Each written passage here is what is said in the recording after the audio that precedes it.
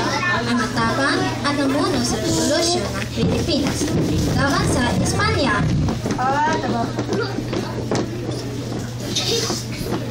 Tabago para me. Yes, sir. I'll get to it. Bagaman siya'y nahinto sa pag-aaral, marunong siyang masa at sumulat at dalubhasa na rin sa pagsasalita sa wikang Kastila.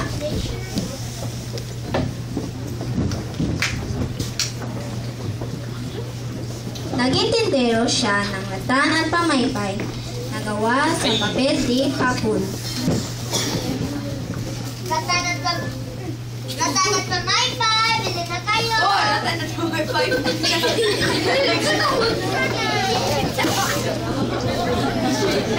at pamaypay, bili na ako!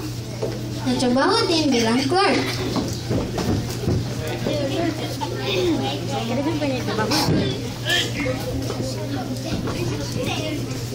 ¿Cuál es el significado de esto? Lo siento, señor. How dare you touch me? Sales agent.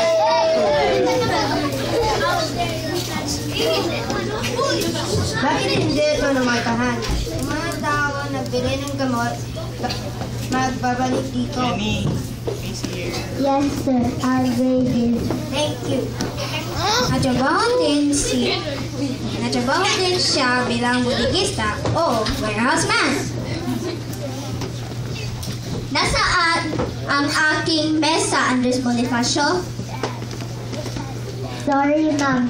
Ito ay dumarating sa 12 buwan. Ano? That's it! You're fired! Kuha mo? Mahilig siya magbasa ng mga nobela ni Rizal. Kilala si Bonifacio bilang ama ng revolusyon.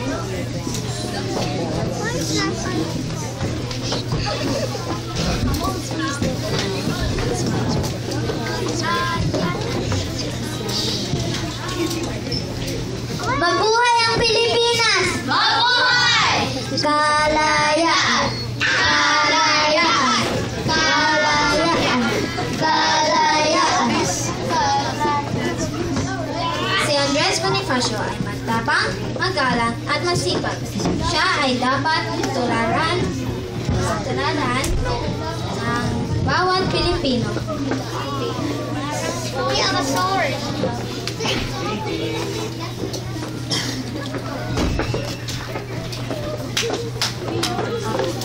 Ako ay Pilipino. Ako ay Pilipino. Isang bansa, isang diwa. Ang minimiti ko. Sa bayan ko't bandila. Laan buhay ko't diwa.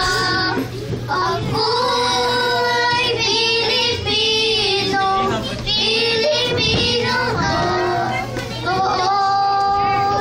Ako ay Pilipino. Ako ay Pilipino.